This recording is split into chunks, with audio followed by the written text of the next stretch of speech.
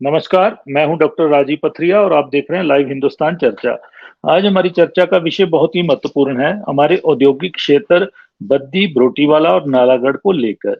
कुछ उद्योगपतियों की शिकायत उद्योग मंत्री को मिली कि वहां पे राजनेता और एक राजनेता का पूरा परिवार बुरी तरह से उनको तंग कर रहा है, धमका रहा है। मामला सारा है स्क्रैप को लेके, स्क्रैप किसको बेचा जाना है, उद्योगों से निकलने वाला किसको नहीं दिया जाना है, कितने रेट में दिया जाना है।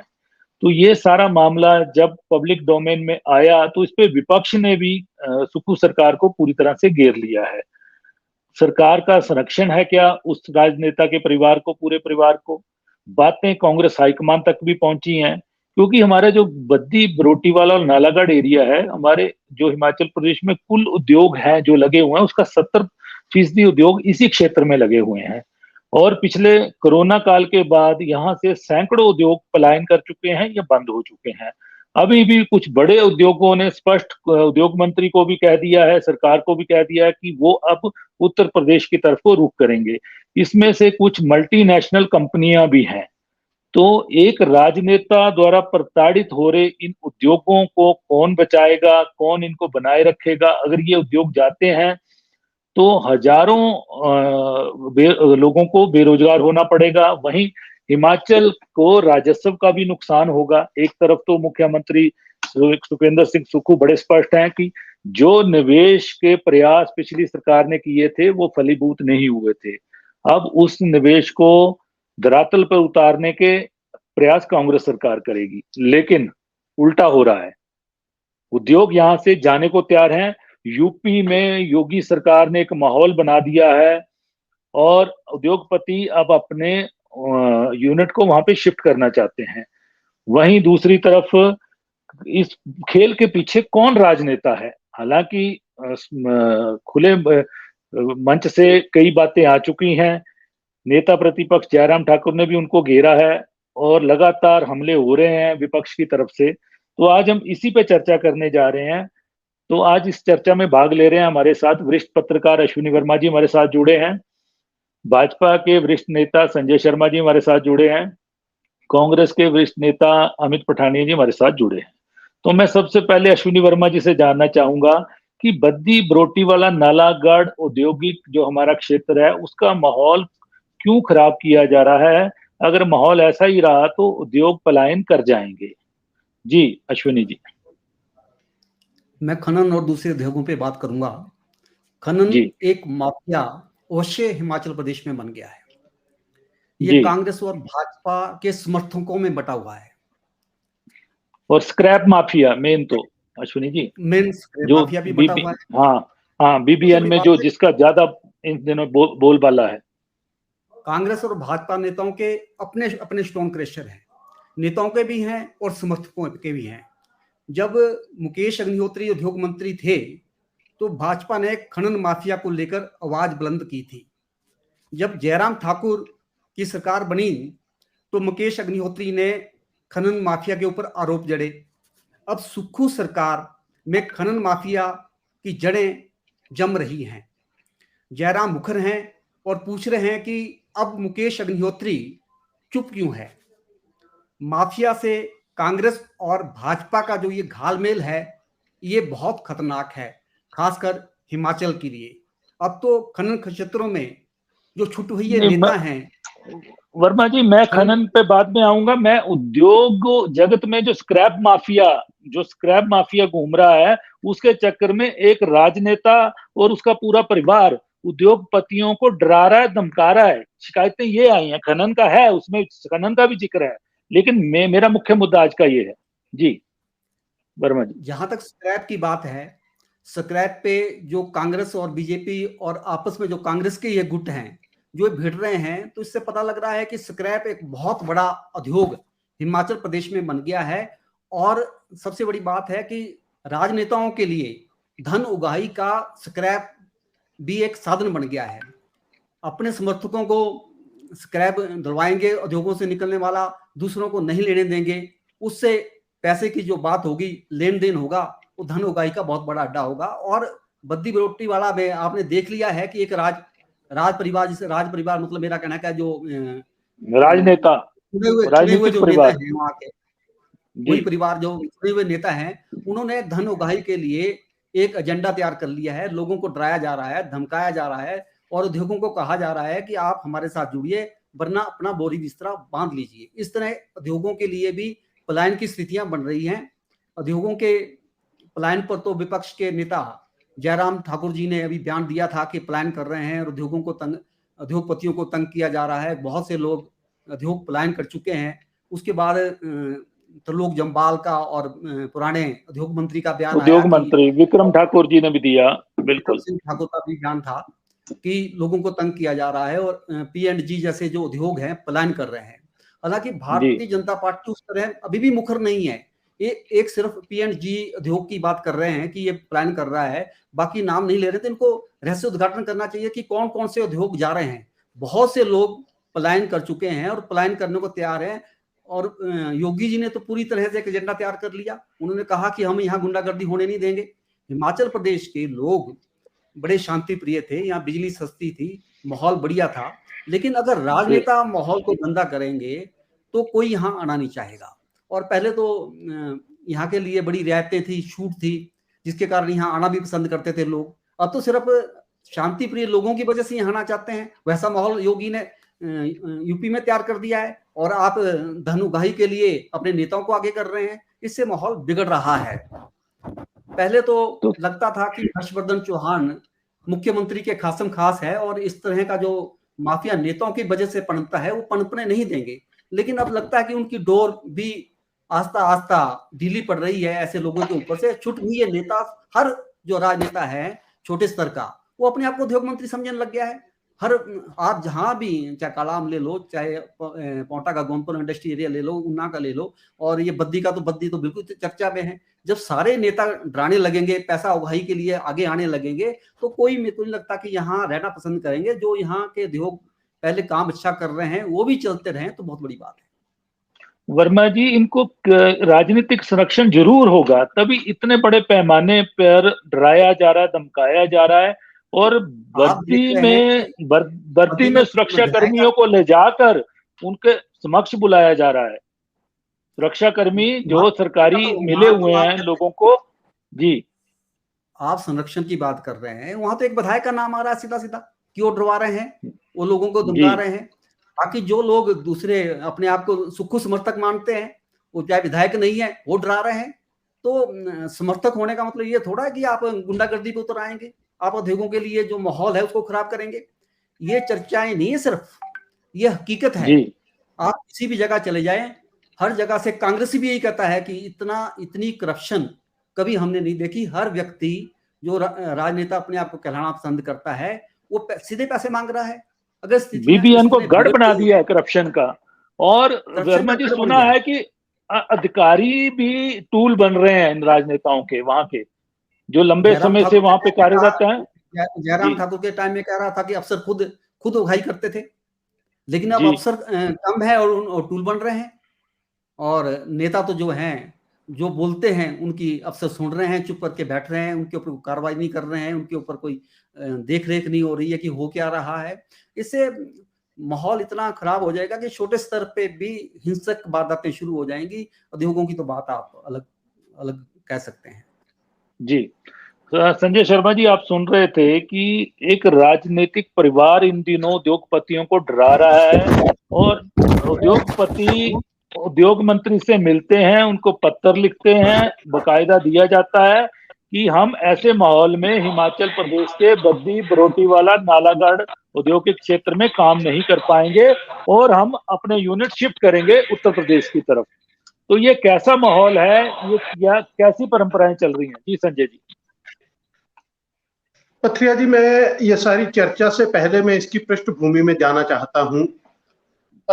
1998 से लेकर के 2003 के बीच में जब भारतीय जनता पार्टी की सरकार प्रदेश में थी और प्रोफेसर प्रेम कुमार धूमल जो हैं उसके मुख्यमंत्री थे, मुख्यमंत्री जब भी दिल्ली जाते थे तो कोई बड़ी योजना लेकर के प्रधानमंत्री अटल बिहारी वाजपेयी थे, उनके साथ मिलते थे और प्रदेश के आर्थिक हितों की बात जो है वो वहां पे रखते थे। और उनका एक सपना था कि प्रदेश जो है वो आत्मनिर्भर बने, और आत्मनिर्भर बनने के लिए, क्योंकि हमारे पास संसाधन बहुत कम थे, और कम संसाधनों के अंदर आत्मनिर्भरता जो है वो बहुत मुश्किल है।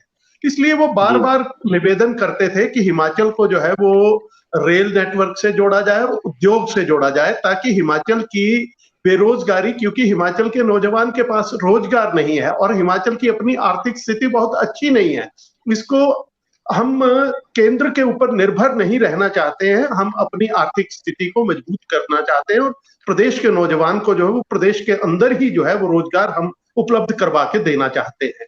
और मुझे आज भी याद है 2003 का अरुण शर्मा तब प्रधानमंत्री के वहां जो है वो बैठक चल रही थी, मुख्यमंत्री जी वहां पे थे, प्रोफेसर धूमल, उसी समय अरुण शर्मा जो उस समय के विशेष निजी सचिव जो है वो धूमल साहब के थे, उनको रात को जो है वो 11 बजे अरुण शौरी के वहां भेजा जाता है, उनको बुलाया जाता है और रात को आधी रात को जो है वो हिमाचल के लिए जो है ये आर्थिक पैकेज, ये औद्योगिक पैकेज जो है वो 10 साल के लिए दिया गया उस समय। और ये शर्त रखी गई कि अगर 10 साल के अंदर सरकार अच्छे से काम करती है और उद्योग को स्थापित करने में अपना योगदान देती है तो इस पैकेज को जो है वो हम भविष्य के लिए बढ़ाने के लिए भी विचार कर सकते हैं। लेकिन 2004 के अंदर भारतीय जनता पार्टी के केंद्र के अंदर सरकार चली गई और प्रदेश के अंदर भी सरकार चली गई। तब के तत्कालीन मुख्यमंत्री वीरभद्र सिंह जो है वो हिमाचल प्रदेश का पक्ष अच्छी तरह से रख नहीं पाए और 2007-8 के अंदर ही, जबकि प्रदेश के एक कांग्रेस के बड़े नेता वहां पे केंद्र में मंत्री थे, वो भी हिमाचल के हितों को सुरक्षित नहीं रख पाए। हिमाचल आज जो है वो एशिया का सबसे बड़ा फार्मा का हब जो है, अगर बद्दी बना है, हिमाचल बना है, तो उसके पीछे जो है वो बहुत मेहनत लगी है। उसको उन उद्योगों को लाने के लिए, उन उद्योगपतियों के उनको हिमाचल के लिए विश्वास जताने के लिए जो बहुत बड़े प्रयास करने पड़े हैं, तब जाकर के हिमाचल के अंदर ये उद्योग जो है वो स्थापित हुए हैं और हिमाचल के नौजवान को रोजगार भी मिला है और हिमाचल की आर्थिक स्थिति भी, चाहे टैक्स के रूप में हो चाहे किसी अन्य रूप में हो, उसको जो है वो यहाँ पे बेनिफिट मिला है। लेकिन पिछले कुछ समय से जो है वो प्रदेश के अंदर स्थिति अच्छी नहीं है। आप देखिए, जब इस प्रदेश के अंदर सरकार का गठन हुआ, एक सबसे बड़ी सीमेंट कंपनी जो है वो 3 महीने के लिए बंद हो जाए और प्रदेश सरकार बीच का रास्ता नहीं निकाल पाए, बहुत शर्म की बात थी। कितना रेवेन्यू लॉस कितना हुआ। मुख्यमंत्री जी बात करते होंगे, प्रयास किए होंगे, लेकिन जब तक सफलता नहीं मिल जाए तब तक जो है उस चीज को हम कह नहीं सकते हैं कि सरकार जो है बड़े सकारात्मक रवैये से जो है वो काम कर रही है। मैं पिछले कल भी एक समाचार पत्र में पढ़ रहा था कि प्रदेश के उद्योग मंत्री जो है वो दूसरे प्रदेश में जाकर के प्रदेश के लिए क्या योजना, वहां की योजना को किस तरह से इंप्लीमेंट किया जाए, इसके लिए जो है वो दौरे के ऊपर है, अपने अधिकारियों के साथ जो है वो आंध्रा और दूसरे प्रदेशों के दौरे के ऊपर गए हुए हैं। लेकिन अपने प्रदेश के अंदर हालात क्या है जी। जब सरकार का गठन हुआ था, आपको याद होगा कि एक सीपीएस जो है वो जाकर के जो है वो बद्दी के अंदर जो है वो एक प्रेस कॉन्फ्रेंस करते हैं और कहते हैं कि जितने भी उद्योगपति हैं, मैनेजर से लेकर के कौन सा स्टाफ जो है वो रखा जाएगा, उसका निर्णय हम करेंगे। इस तरह के निर्देश जो है वो उद्योगपतियों को और बड़े बड़े उद्योगों को दिए गए और उसके ऊपर आप सभी पत्रकारों ने, यहाँ पे उद्योग मंत्री हर्षवर्धन चौहान के कार्यालय के अंदर एक प्रेस कॉन्फ्रेंस हुई और उद्योग मंत्री ने जो है वो स्पष्ट किया कि पूरे विश्व के अंदर जो है इंडस्ट्री जो है वो पूरे विश्व के अंदर है और पूरे विश्व के अंदर किसी भी, चाहे वो कम्युनिस्ट कंट्री जो है उसके अंदर भी कोई ऐसा निर्णय जो है वो सरकार नहीं ले सकती है कि कौन किसको रखना है, किसको नहीं रखना है। ठीक है, प्रदेश का एक हमने कहा है कि 80% जो है वो स्किल्ड एंड नॉन स्किल्ड जो भी रखना हो उसके अंदर जो है वो प्राथमिकता जरूर होनी चाहिए, लेकिन किसको रखना है ये भी तय करके अगर सरकार बताएगी तो उद्योगपति कैसे टिकेंगे। उद्योगपति जो है वो क्षमतावान जो है, प्रतिभावान क्षमतावान जो लोग होंगे उनको रखेगी। वो हिमाचल के हैं या बाहर के हैं ये निर्णय बाद का है, लेकिन किसको रखना है ये पूरा हक जो है प्रदेश का 80% जो है, 70% या 80% रोजगार जो है वो हिमाचली को मिलना चाहिए, ये होना चाहिए। लेकिन किसको रखना चाहिए इसका निर्णय जो है वो सरकार नहीं ले सकती। कोई सीपीएस या कोई उद्योग मंत्री या मुख्यमंत्री इस बात का निर्णय नहीं लिया जा सकता। आप जो है अगर प्रदेश के हितों की अनदेखी हो रही है तो सरकार का फर्ज बनता है कि उसके बीच में जाए और चर्चा करे, अगर कोई उद्योग हिमाचल के हितों के साथ खिलवाड़ करता है वहां पे चर्चा होनी चाहिए, क्योंकि हिमाचल जो है आखिरकार इतनी योजनाएं जो है, अगर आर्थिक पैकेज दिया गया तो इसी आधार के ऊपर दिया गया कि हिमाचल के नौजवान का हित जो है वो सुरक्षित करना है, हिमाचल प्रदेश के आर्थिक हित जो है वो हमने सुरक्षित करने हैं, उसी के आधार के ऊपर ये सारी चीजें हुई। लेकिन क्या हो रहा है, किस तरह से दबाया जा रहा है, कुचला जा रहा है हिमाचल की स्थिति। कुछ समय पहले हम बातें करते थे बिहार के अंदर जो है वो जंगल राज है, हम चर्चा करते थे, उत्तर प्रदेश की चर्चा करते थे, उत्तर प्रदेश और बिहार के अंदर जो है वो उद्योगपति जाने से घबराते थे, कतराते थे, और अगर जो वहां पे रहते भी थे रंगदारी देते थे, कई तरह के एक्सटॉर्शन मनी देते थे, कई तरह के। आखिर हम हिमाचल को किस दिशा की ओर ले जा रहे हैं? एक परिवार जो है वो हिमाचल प्रदेश के अंदर पूरे उद्योग को उजाड़ने के ऊपर उतारू हो जाए और सरकार चुप हो, मुख्यमंत्री तमाशा देख रहे हो।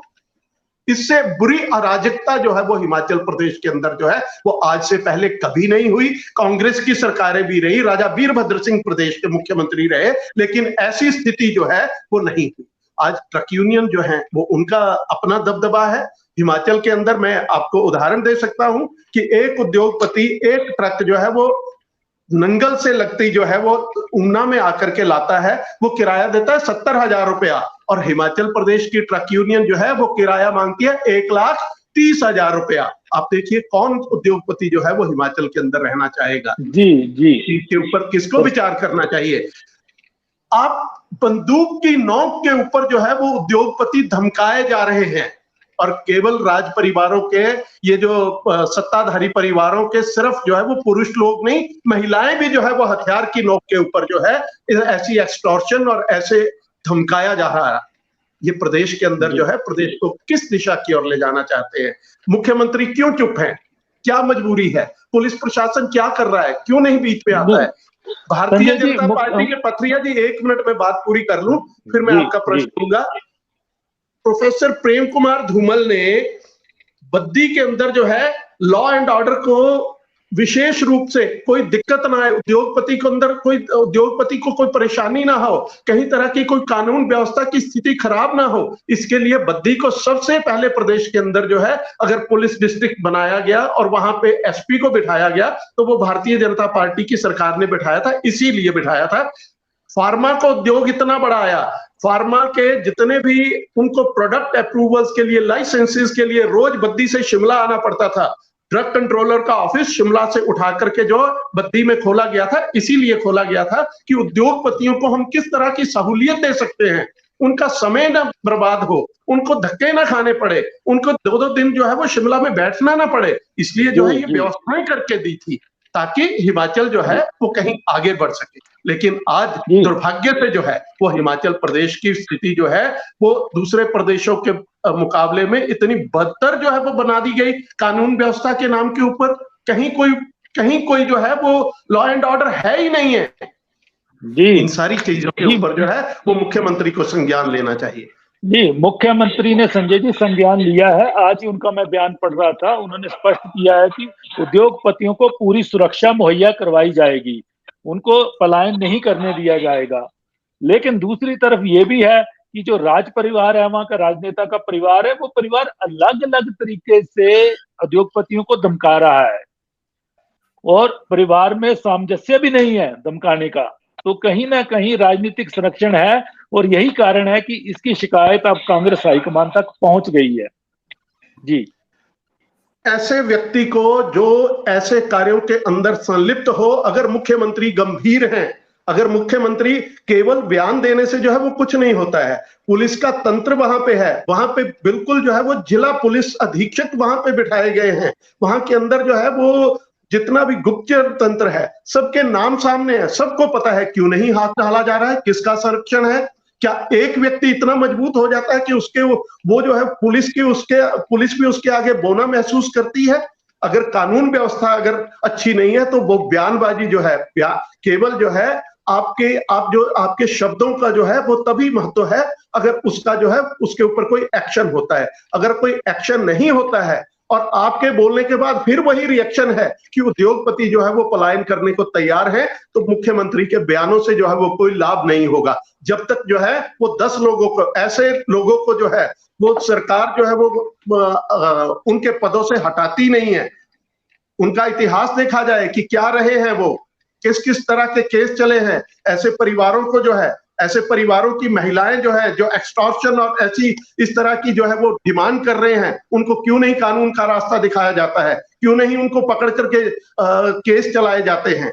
अगर ऐसी मुख्यमंत्री गंभीर नहीं है, अगर मुख्य प्रदेश के उद्योग मंत्री, उनको बैठना चाहिए, उनको जो है वो शिमला और दूसरे प्रदेशों में घूमने की बजाय बद्दी के अंदर कैंप करना चाहिए, कम से कम 2 महीने का कैंप करना चाहिए वहां पे, और विश्वास जगाना चाहिए उद्योगपतियों के अंदर कि सरकार आपके साथ है, आपके हितों की सुरक्षा करना जो है वो हमारी जिम्मेदारी बनती है। उस नैतिक जिम्मेदारी को स्वीकार करना चाहिए और तुरंत एक्शन होना चाहिए, तब जाकर के मुख्यमंत्री की गंभीरता को जो है वो प्रदेश की जनता और उद्योगपति समझेंगे। जी, मैं अमित जी से जानना चाहूंगा। अमित जी, बद्दी, बरोटीवाला, नालागढ़ सबसे बड़ा हमारा औद्योगिक एरिया है, क्षेत्र है।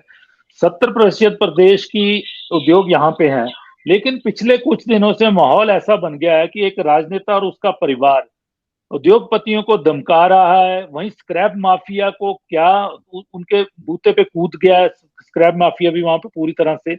और उद्योगपतियों ने पत्र लिखा, मजबूरी में उद्योग मंत्री से मिले, लेकिन सिवाय बयानों के कुछ नहीं हुआ। और वो जा रहे हैं अब उत्तर प्रदेश की तरफ, क्योंकि उत्तर प्रदेश में माहौल ठीक है और बिजली की दरें तो लगभग हर राज्य में अब समान हो गई है उद्योगों के लिए। तो इसको कैसे आपकी सरकार रोकेगी? और मामला हाईकमान तक भी पहुंच गया। अमित जी। जी अमित जी। सबसे पहले सभी पत्रकार बंधुओं को और संजय भाई का नमस्कार। मैं ये बात बताना चाहता हूँ राजीव जी, जिस प्रकार से संजय भाई ने कहा कि हमारी धूमल सरकार ने इंडस्ट्री लाने के लिए कितनी मेहनत करी, एसपी ऑफिस खोला, आपका ड्रग कंट्रोलर ऑफिस खोला, तो एक अगर वो काम कर जाते कि जो अफसरों की और जो नेताओं की जुगलबंदी थी, अगर वो बंद कर जाते तो शायद आज जो आप चर्चा कर रहे हैं वो चर्चा आपकी बंद हो जाती। पहली बात। दूसरी बात, जो आपने कहा प्लान हो रहे हैं, मैं आपसे आपके 6 महीने का कार्यकाल में आपको बताना चाहता हूँ। अभी सबसे पहले इतिहास में पहली बार ठाकुर सुखविंदर सिंह सुक्खू की सरकार में, कांग्रेस की सरकार में, इंडस्ट्रियल डिपार्टमेंट के साथ और जो इंडस्ट्री का एक गैप था, उसको गैप को दूर करने के लिए सीएम ने खुद 7 और 9 तारीख को जून के महीने में मीटिंग करी। उस मीटिंग करने का मतलब एक ही था कि जो गैप था, जो बीच के दलाल थे, जो ऑफिसर थे, चाहे ऑफिसर पद पे थे, चाहे लीडर पद के ऊपर था, चाहे कोई भी नेता था, चाहे वो एक ए पार्टी का था, चाहे बी पार्टी का था, जो भी उसमें मतलब इन्वॉल्वमेंट थी, वो सीएम साहब ने उनको कहा कि आपकी इन्वॉल्वमेंट जो है इनको खत्म करो और आप डिपार्टमेंट के पास सीधे डायरेक्ट अप्रोच करो। पहली बार, ये इतिहास में पहली बार हुआ है। आपने देखा होगा अभी कुछ दिन 2020 में 21-19 में बहुत बड़ा इन्वेस्टर मीट हुआ, बीजेपी सरकार में सबसे बड़ा इन्वेस्टर मीट हुआ, जिसकी पेमेंट आज इंडस्ट्री डिपार्टमेंट जो अभी ठाकुर सुखविंदर सिंह सुक्खू जी ने 3 महीने पहले करी कुछ पेमेंट। बातें बहुत बड़ी बड़ी हैं, हमने ये किया। मैं 5 साल का इतिहास जानना चाहता हूँ। 12 से 17 आपके कितने उद्योग यहाँ पे लगे, कितने उद्योग बंद हुए, ये भी चर्चा का विषय होना चाहिए। ठीक है, आपने कहा कि स्क्रैप माफिया, आज आपको बताना चाहता हूँ ठाकुर सुखविंदर सिंह सुक्खू की सरकार में स्क्रैप पॉलिसी बहुत जल्दी कैबिनेट में आने वाली है, और आप इस प्रदेश में स्क्रैप पॉलिसी के ऊपर जो काम हो रहा है, वो पिछले 1-1.5 महीने में काम शुरू हुआ है, और अगले 1-1.5 महीने के अंदर वो स्क्रैप पॉलिसी भी आपके समक्ष आ जाएगी। जो स्क्रैप का सबसे बड़ा जो हल्ला पड़ा हुआ है आज की डेट में, जब पिछले 5 साल में भी वो जो रहा, वो स्क्रैप माफिया ही खत्म हो जाएगा। दूसरी बात। तीसरी बात, जो वहां के लोकल लीडर की इन्वॉल्वमेंट मानी जा रही है, जो कि ऐसा है नहीं है, क्योंकि अगर ऐसी बात होती तो अपना ठाकुर सुखविंदर सिंह सुक्खू जी उसके ऊपर कार्रवाई अवश्य करते। उसी का नतीजा था। अगर कोई मान लो अगर कोई कंप्लेंट आई है कुछ इंडस्ट्रियल डिपार्टमेंट की तरफ से, जो इंडस्ट्रियल उद्योग के घरानों से अगर कोई कंप्लेंट आई है, उसका संज्ञान उसी तुरंत प्रभाव से लिया, और ठाकुर सुखविंदर सिंह सुक्खू जी ने उसकी विशेष बैठक, हाई लेवल की बैठक इंडस्ट्री डिपार्टमेंट के साथ ली, और साथ ही उद्योग घरानों को बुलाया गया, उनकी समस्या सुनी गई, आज आपको जान के हैरानी डॉक्टर साहब आपको बहुत हैरानी होगी कि पिछली सरकार में 5 साल में एक भी 118 की केस की फाइल जो है उद्योगों की क्लियर नहीं हुई। क्या कारण रहा उसका, क्यों नहीं हुई? आप दूसरी बात, एक भी उद्योग के ऊपर जो पोल्यूशन डिपार्टमेंट की एनओसी थी वो लड़की हुई थी। क्या गोलमाल था बीच में? किसको जाते थे पैसे, कौन अफसर वहां से पैसा उठा के लेकर जाता था, किसके पास लेके जाता था, ये चिंता का विषय था। इसलिए आज जो हल्ला जो पड़ा है ये इसी कारण पड़ा है क्योंकि ठाकुर सुखविंदर सिंह सुक्खू जी ने उस गिरफ्त को पकड़ा है, उस नवज को पकड़ा है। और आज आपको बताते हुए मैं आपको ऑन द रिकॉर्ड बता रहा हूँ, 6 महीने में पिछले 250 से ऊपर कंपनियों की एनओसी जो लड़की हुई थी पिछले 2-2 साल, 1.5-3 साल से एनओसी जो पोल्यूशन बोर्ड में लड़की हुई थी वो क्लियर करवाई। और 118 115 उद्योगों की 118 की परमिशन सिंगल विंडो में उनको दी गई है। तो मुझे नहीं लगता कि जो नेक्सस था वो टूटने की कगार पे हो रहा है, वही हल्ला डाल रहा है और कोई मतलब हल्ला नहीं डाल रहा है। आप अगर रोटीवाला में जाए, बद्दी में जाए, आप किसी भी इंडस्ट्री से बात करें, आपको कोई हल्ला पड़ेगा नहीं, क्योंकि आज सुखविंदर सिंह सुक्खू जी ने एक ही बात कही कि आप सिंगल विंडो के ऊपर आइए, हम आपको सिंगल विंडो के ऊपर परमिशन नहीं दे रहे हैं। आज आपको बताते हुए हर्ष हो रहा है, मुझे बताते हुए हर्ष हो रहा है कि मेरे एक कोई जानकार थे, उन्होंने कहा कि हमारे सुक्खू जी से मिलना है, इंडस्ट्री डिपार्टमेंट की तरफ से कोई काम था। तो वो जब मिले तो उन्होंने आते हुए कहा कि पहला मुख्यमंत्री देखा, नहीं तो मुख्यमंत्री और विभाग के लोग कहते हैं कि भैया आप क्या लगाना चाह रहे हो, कितना इन्वेस्टर है, कितना आप दोगे। पहला मुख्यमंत्री देखा, उन्होंने कहा कि आप आइए, आपके पास जितना भी इन्वेस्टर आप इन्वेस्ट करना चाहते हो हिमाचल प्रदेश में आप करिए और आपको 1 हफ्ते के अंदर परमिशन मिलेगी। और वही नतीजा हुआ, 1 हफ्ते के अंदर उनकी सभी परमिशन क्लियर हुई। आज वो उद्योग लगाने के ऊपर जा रहे हैं। आज कितने उद्योग आपके डिफॉल्टर रहे, 5 से 12 से 17, आप उसका उल्लेख करिए, आप उसके ऊपर चर्चा करिए। आज उद्योग कितने, आप उद्योग मंत्री के ऊपर आप क्वेश्चन मार्क लगा रहे हैं कि उद्योग मंत्री जो बाहर जा रहे हैं। मैं आपको बताता हूँ संजय भाई, आपको खुशी होनी चाहिए कि उद्योग मंत्री अगर बाहर जाके कुछ सीख रहा है कि हिमाचल में हम क्या पॉलिसी ला सकते हैं, उद्योग के लिए और बेहतरीन माहौल कैसे बना सकते हैं, आपको उसका साथ देना चाहिए। अभी 3-4 महीने में आप इतना मतलब नहीं अमित जी मुख्यमंत्री सुखविंदर सिंह सुक्खू की मंशा पे किसी ने सवाल नहीं उठाया है और ना ही कोई सवाल है। वो ठीक है, क्लियरेंस जल्दी करने के लिए बैठ के कर रहे हैं, निरंतर कर रहे हैं, उद्योग मंत्री भी कर रहे हैं, लेकिन एक अराजकता का माहौल बद्दी बरोटीवाला औद्योगिक क्षेत्र में फैला दिया गया है। कुछ समय से रंगदारी वसूली जा रही है। एक ही परिवार के लोग एक ही उद्योग को अलग अलग तरीके से धमका रहे हैं। सवाल ये है राजीव जी वो आपको मैं बताना चाहता हूं, जो आप रंगदारी की बात कर रहे हैं, देखिए क्या था, एक नेक्सस था बहुत बड़ा, ये आप भी जानते हैं। बरोटीवाला बद्दी नालागढ़ में एक बहुत बड़ा नेक्सस पिछले 10-15 साल से काम कर रहा है। जब वो टूट रहा है, चाहे उसकी पहली सीढ़ी टूटी है, तो वो हल्ला कौन कर रहा है? वही कर रहे हैं, वही रंगदारी के ऊपर बात रख रहे हैं। आज जो परिवार आपके राजनीतिक परिवार जिसकी इन्वॉल्वमेंट आप कह रहे हैं, मैं उसको सिरे से खारिज करता हूँ। अगर ऐसी बात अगर माननीय मुख्यमंत्री जी के पास होती, अगर जैसे आपके पास है, जो जानकारी आपके पास है, संजय जी के पास है, किसी भी पत्रकार के पास है, या किसी भी भाजपा के कार्यकर्ता जो लीडर के पास है, वो दस्तावेज के रूप, अमित जी दस्तावेज के रूप में उद्योग मंत्री के पास पहुंच चुकी है शिकायत। सर मैं दस्तावेज के रूप में, ये सिर्फ हमारे पास नहीं है सर। मैं इसी बात पे आपके ऊपर आ रहा हूँ, इसी बात पे आ रहा हूँ पर कि अगर ऐसी कोई घटना घटी है जो मेरे अगर मुझे भी नॉलेज नहीं है, अगर सीएम को नॉलेज होगी, अगर उनके ध्यान में ये बात आई होगी, इसके ऊपर 110% मैं डंके के चोट पे कह रहा हूँ, 110% उसके ऊपर कार्रवाई होगी। ये मैं मतलब ये आप भी खुद इस चीज को मानते हैं कि सुखविंदर सिंह सुक्खू जी की नीयत में कोई खोट नहीं है। तो इसलिए मैं आपको ये कह रहा हूँ, अगर कोई ऐसी घटना घटी है जो कि हमारे नॉलेज में नहीं है, अगर ऐसी घटना कोई बद्दी बरोटीवाला में घटित हुई है, वो सुखविंदर सिंह सुक्खू जी 100% उसके ऊपर चाबुक चलाएंगे, ये आपको मैं स्पष्ट करता हूँ। कांग्रेस अमित जी जो बद्दी बरोटीवाला इस औद्योगिक क्षेत्र में अधिकारी डटे रहते हैं, हर सरकार में मैनेज करते हैं, एक भी अधिकारी को सुक्खू सरकार अभी तक क्यों नहीं हिला पाई? और क्यों एक ट्रांसफर नीति बीबीएन ने औद्योग क्षेत्रों के लिए नहीं बनती? क्यों रोटेशन में उनको तबादले नहीं होते? क्या कारण है? नेक्सस कहीं ना कहीं अधिकारियों और ये छुटभइये राजनेताओं के आपस में इसी तरीके से लंबे समय से जो संबंध चले आते हैं, वो कभी सरकार ए आए या बी आए, वो चलता रहता है निरंतर। वो यही रहा है और उद्योगपति परेशान है और पलायन करने को मजबूर है यहाँ से। जी, मैं आपको इसके ऊपर भी ध्यान लाना चाहता हूँ कि माननीय मुख्यमंत्री जी ने एक बड़ी स्पष्ट बात की। जिस दिन उन्होंने अपनी कुर्सी को संभाला शिमला में, उन्होंने एक अधिकारी, जब भी उनसे मिलने आ रहे थे जो भी अधिकारी, उनको यही कहा कि आप जिस जगह पे हो, आपका जो कार्य प्रणाली है उसको तेजी में लाए और काम की तरफ ध्यान दें। आप ये मत सोचना कि मैं आपको बदलूंगा तो किसी और अफसर को लेके आऊंगा तो वो काम करेगा।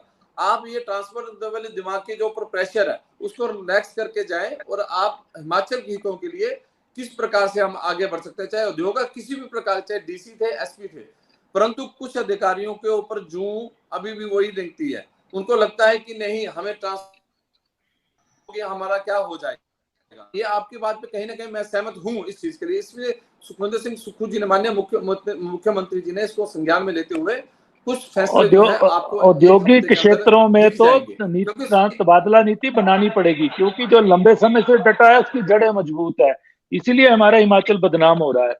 वर्मा जी, अश्विनी वर्मा जी, क्यों सरकार ऐसी, अश्विनी वर्मा जी से जानना चाहूंगा, वर्मा जी क्यों सरकार पॉलिसी नहीं बनाती औद्योगिक क्षेत्रों के लिए? वही अधिकारी कर्मचारी क्यों लंबे समय तक डटे हुए हैं और रोटेशन में? जी, इस समाज में सभी नंगे हैं। राजनेताओं का और उद्योगपतियों का जो ये नेक्सस की बात कर रहे हैं, ये रहा है और धन उगाही के अलग अलग साधन बन गए हैं। इंडस्ट्री भी गुटों में बंट गई है और गुटों के हिसाब से ये धन उगाई देती है। बीजेपी के लिए अलग है इनका मुद्दा, कांग्रेस के लिए अलग है। और कोई भी सरकार जो भी आती है ये नीति नहीं बना सकती उद्योगपतियों के लिए, औद्योगिक जो क्षेत्र है उनमें अधिकारियों के लिए तबादले किस तरह होंगे। जी, तो आज हम चर्चा कर रहे थे कि उद्योगपति परेशान है, बद्दी बरोटीवाला नालागढ़। आपने माइक बंद कर लीजिए कृपया, सारे माइक बंद कर लीजिए। ठीक, तो आज हम चर्चा कर रहे थे कि बद्दी बरोटीवाला नालागढ़ औद्योगिक क्षेत्र में जो कि अराजकता का माहौल पिछले कुछ समय से पनपा है, रंगदारी वसूलने की बातें हो रही हैं, स्क्रैप माफिया सक्रिय हुआ है, उद्योगपतियों ने उद्योग मंत्री के पास शिकायत पहुंचाई है, पत्र लिखा है। मुख्यमंत्री ने भी स्पष्ट कर दिया है कि उद्योगपतियों को, उद्योगों को पूरी सुरक्षा मुहैया करवाई जाएगी। लेकिन कौन है जो इस तरह की अराजकता फैला रहा है? उसको किसका संरक्षण है? अगर यही हाल रहा तो उद्योगपतियों ने स्पष्ट कह दिया है कि हम तो उत्तर प्रदेश में योगी जी के राज्य में जा रहे हैं, वहां कानून व्यवस्था अच्छी है, राजनेता किसी को तंग नहीं करते हैं, अधिकारी किसी को तंग नहीं करते हैं।